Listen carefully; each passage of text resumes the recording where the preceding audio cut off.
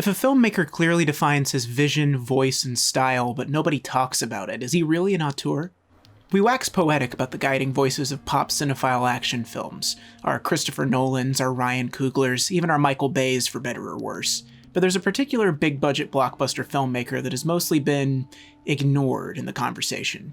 A filmmaker whose style and voice have developed so rapidly and so sharply that it's not too early to call him an auteur with only 3 films under his belt. To put it too simply, Joseph Kosinski is the Wes Anderson of Michael Bay's. The director of Tron Legacy, Oblivion, Only the Brave, and the upcoming Top Gun Maverick is a big-budget, high-concept director that puts the kind of meticulous craft and attention to detail into his blockbusters that you expect from smaller, more intimate indie dramas. He got his start in the commercial world, and if you don't know his films, you may know his award-winning ads for Gears of War, Halo 3, or Saab. Also, he directed a whole conspiracy-themed short about Taco Bell's Nacho Fries, and it kind of owns? Nacho cheese sauce? Mexican spices? They don't want these coming out. Who's they? The burger people, they! These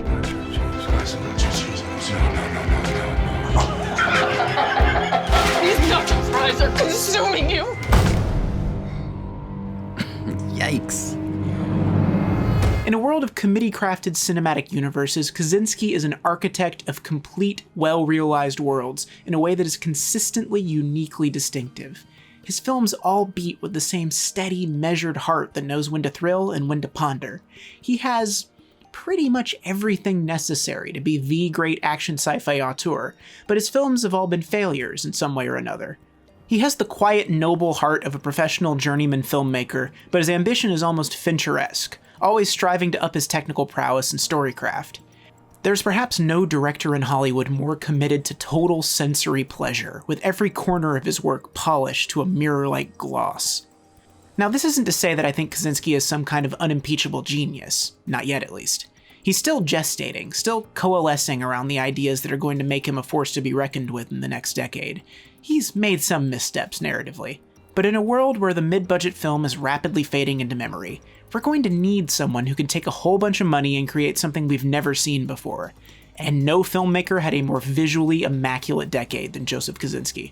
From his work as a commercial director to now, Kosinski has crafted a signature style that is unmistakably his own. His architectural training sets him apart from a lot of his film school colleagues. His approach to framing is different. He's seemingly less inspired by films and more inspired by painting and sculpture. His style is a self-described photo-surrealism that emphasizes symmetry, scale, and contrast. This vision is aided by Oscar-winning cinematographer Claudio Miranda, who does his best and most unsung work for Kosinski. His films are huge, and by that I mean the things in them are big. So enormously, unbelievably big. Look at this big thing. Look at this big thing. Look at this absolutely enormous thing. And look at just how tiny the people are in comparison. There's a grandeur to the sense of scale in a Kosinski film that visually sets up the stakes without having to smother us with exposition. The overwhelming odds shot is one of his hallmarks, and it puts him at odds with the standard template for modern action. It's never our lone hero against the oncoming swarm of endless baddies, it's David and Goliath. I call it the Joseph Kosinski shot. And he uses it all the time.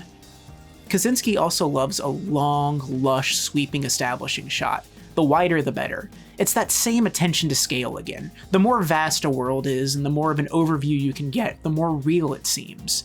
From the sweeping vistas of the grid, to the lush, haunting destruction of an Earth ravished by tidal forces, to the simple, beautiful terror of a wildfire, Kosinski knows innately how to draw us in. The symmetry of it all adds to this beauty.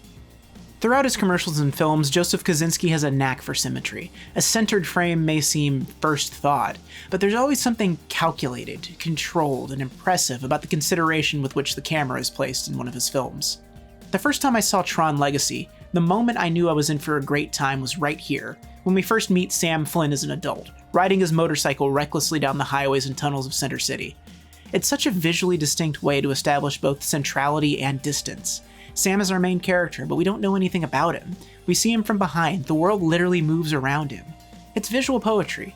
Also, there's a not-so-hidden Mickey in case you forgot you're watching a Disney movie.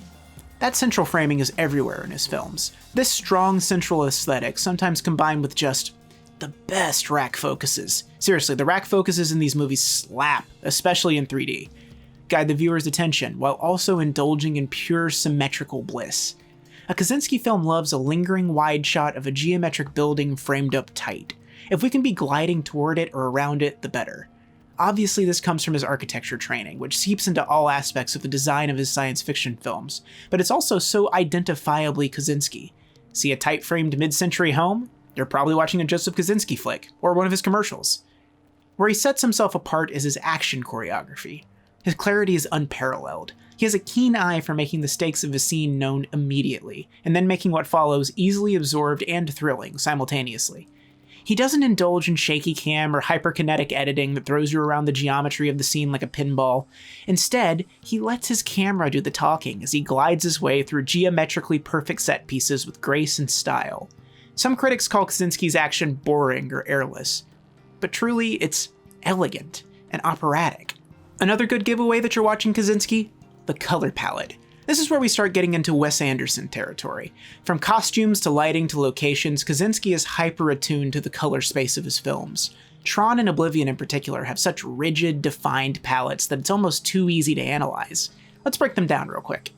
In Tron Legacy, the real world is a juxtaposition of comfort and discomfort, earth and machine. All of the environments in which Sam feels at home are this muted brown-orange, and where he's out of place, it's a cool steel gray. When we switch to the computer world, this palette flips. The trustworthy are all teal, the adversaries are orange, and Kevin Flynn is in white, distant and unsullied by the world around him. In fact, he doesn't get into a black outfit until forced to venture out to find his son, breaking his whole Zen thing, man. Jeff Bridges is the cyber dude in this movie. If you haven't seen it, he rules. Biodigital jazz, man. Oblivion does a pretty similar thing with its colors, but focuses on the juxtaposition of the unnatural and natural. The whites and cool grays of the hypermodern sky base, and the muddy greens and blacks of the blasted surface world. Tom Cruise is almost always dirty from the world in some way, and that draws him out as a contrast from his environment. Whereas Victoria is costumed to be a part of the space she's in. She's almost furniture. We'll get back to that in a bit. As the film progresses, they make more and more excuses to simplify and de-sci-fi Tom Cruise's look as much as possible. Throw a New York Yankees hat on him, dirty him up, put him in a checkered shirt, make him look like he belongs in the destroyed world and not the constructed one. Kosinski also loves shadow and the way light can play off reflection. If he can get his characters in front of water or fire, he's a happy guy. This added layer of texture adds ambiguity to the environment and plays nicely against his love of shadows and darkness. Kosinski is a filmmaker who takes advantage of natural and environmental light that can only be captured with the sensitivity of a digital camera. It allows him to light his scenes ambiently first to create a realism and naturalism that he can then push into the hyperreal and then the surreal. Perhaps the best example of this love for natural light is in Oblivion, where he eschewed green screen as much as possible. In the creation of the skybase, instead of wrapping the area in a green screen to add clouds and sun effects in post-production, he went to the top of a Hawaiian volcano and captured hours of cloud cover, starry nights, and beautiful sunsets.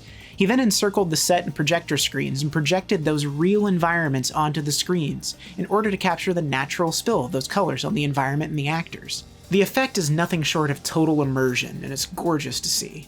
This sort of technical innovation spans all of Kosinski's films, for better or worse. Even when he's making a down-to-earth movie about firefighters, he can't help but insist that the whole thing be mastered in 4K, despite most movie projection only needing 2K. We have Joseph Kosinski to thank for the wave of de-aged stars in our superhero and action movies, and it's the one part of Tron Legacy that just... yikes. Oh no. Oh dear. It's a sore thumb, and it's easy to hang a lot of the criticism of Tron on this one necessary but not ready for primetime innovation. Oblivion's rear-projected backdrops feel like a precursor to the digital production tech that made waves on The Mandalorian, but in a way that feels delightfully retro and analog. In fact, that's the key juxtaposition of Joseph Kosinski as a storyteller. He uses the latest tools and technologies to tell simple, mythic stories that feel both tangible and titanic. His worlds are easy to get lost in, and so comfortable to inhabit. His stories walk the fine line of trope-reliant cliché and hero's journey timelessness. Kosinski's films all have the same beating heart of quiet Midwestern mournfulness that reflects the general stoicism of the director himself. There's this twinge of aching nostalgia mixed in with the soaring visuals. His stories are about what we've lost and what we build to replace it. Each one follows pretty similar beats.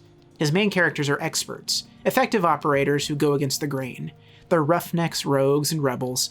They're connected to the world in ways others aren't. They're haunted by their past in ways that only really reveal themselves in beautifully surreal dreams that lead them to personal growth. In the process of self-actualization, they find that they have to help shepherd the next generation, usually by an act of heroic self-sacrifice. It's pulled from the classic literature and art that Kosinski fetishizes in his films. For example, the thesis of Oblivion comes from a poem entitled Horatius that Tom Cruise's character finds in a ruined library, and it fundamentally underscores the Kosinski hero. Then outspake brave Horatius, the captain of the gate, to every man upon this earth death cometh soon or late. How can a man die better than facing fearful odds? Get inside! Get inside! For the ashes of his fathers and the temples of his gods. Self-sacrifice is vital to a Joseph Kosinski film as the ultimate act of heroism. It's the galvanizing moment that makes a profound difference in the world at large, and it's almost always an act of baton passing. Kosinski is fascinated by this idea of legacy, funny that, and each of his films ends with an act of reconciliation or sacrifice that paves the way for a future that the main character won't see. In that sacrifice and search for meaning and legacy, we find a surprising spirituality to Joseph Kosinski's work. From Eric Marsh's incongruous but ultimately relatable Buddhism in Only the Brave, to Tron Legacy's deep reckoning with Christian mythology, there's a stronger than expected presence of faith in his films. He reckons with matters of the soul in a manner that's both deft and sweeping. With his science fiction films in particular, it's fascinating that he never takes the technology bad angle that has become so overplayed in shows like Black Mirror. He manages to balance this almost toxic nostalgia with a fundamental optimism. He uses technology-focused stories to probe the fundamental questions. What do we create, and what do we leave behind? If there's one sour note in the themes that connect Kosinski's films, it's the default white maleness of it all. His female characters often take a back seat, or are relegated to roles like Horsewife Wants Baby, or Born Sexy Yesterday Miracle Prodigy, or icy rule-following mission partner who won't go to visit the surface with you and throws away your pretty flower gifts, but is totally down for some immediate post-dinner nude pool sex. Some of this may be uncharitable, especially in the case of Only the Brave, where Jennifer Connelly gives one hell of a performance and anchors the home parts of the film. But Kosinski has a Nolan-esque problem with making his female characters afterthoughts or exciting but hollow plot devices. Look, I still love Cora forever and ever and ever because she's charming and she's extremely Olivia Wilde, but there's a world of potential for that character that's basically not explored in favor of charming but nondescript beef boy Garrett Hedlund. Remember Garrett Hedlund? Nah, it's Taylor Kitsch. No, it's Jai Courtney. No, that's Sam Worthington. There we go. Wait. No, that's Charlie Hunnam. Okay, that's Garrett Hedlund. Remember Garrett Hedlund? Me neither. What is the effect of a Joseph Kosinski movie, then? Is there a consistent experience that comes from watching his films? For how understated Kosinski is as a storyteller, he is incredibly emotionally resonant. He takes huge swings at big emotions, and he accomplishes it through pure sensory overload. He knows innately when to use music, image, and editing together to really hammer home the emotion of a scene. 90% of Tron Legacy could be appreciated with no dialogue and the sublime Daft Punk score cranked up to maximum on the biggest, loudest speakers you own. I will now play exactly the length of clip I can manage before the copyright gods strike me down.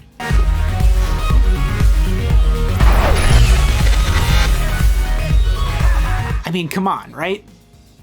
The word gets overused to the point of meaningless these days, but his films are epic. But they're also intimate. They're grand journeys told in an elevated operatic manner that have the good sense to slow down and linger in their emotions.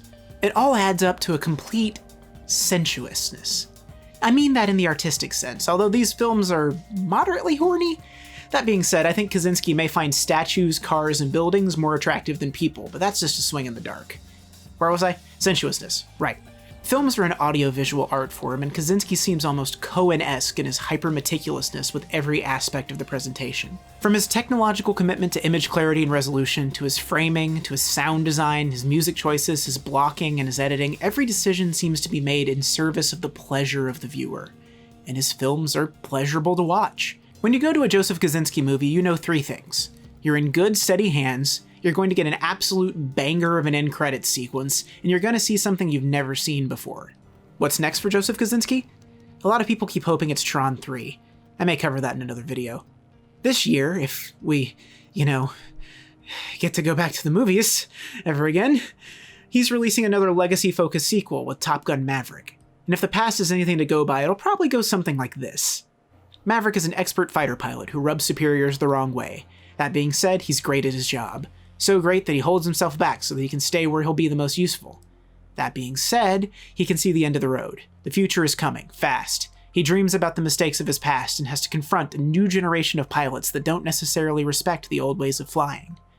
A tragedy that is his fault, along with some unexpected twists and turns, lay him at his lowest point. But when some sort of new danger arises, he must face the future and combine old with new in an act of heroic self-sacrifice that serves to pass the baton to the younger class of pilots who will carry on his tradition while meeting the challenges of the future. Unless the studio really wants Tom in a Top Gun 3, and then all bets are off.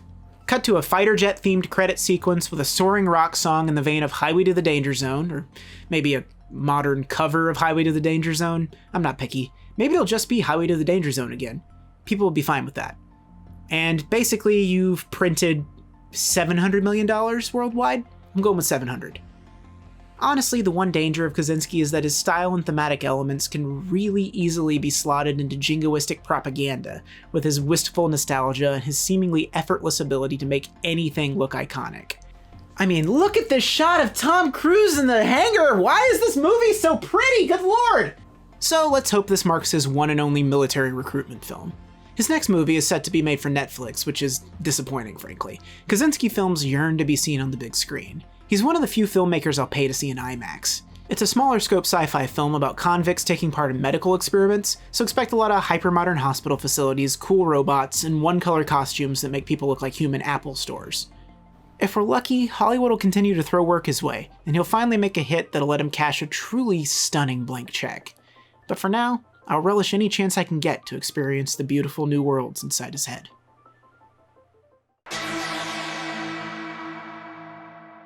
Thank you for watching Too Many Tapes. This one was a little off format, but I plan on doing more video essays like it soon, so please like, subscribe, and hit the bell to get notifications about new episodes. Sometimes we're deep diving on terrible kids content from the 90s, and sometimes I'm going to wax rhapsodic about a filmmaker I love in ways that may be slightly misguided. If you'd like to support this show, you can donate to my Patreon with a link in the description. If you donate $10 or more a month, you're a pulse-pounding Daft Punk soundtrack, and I'll listen to you on repeat when I want to get pumped for something. If you donate $5 or more a month, you're only the brave, because you're underrated and not enough people appreciate you. This tier gets early access to videos, so if that's a thing you want, you know where to go. Thank you all for watching, and I'll see you next time on Too Many Tapes.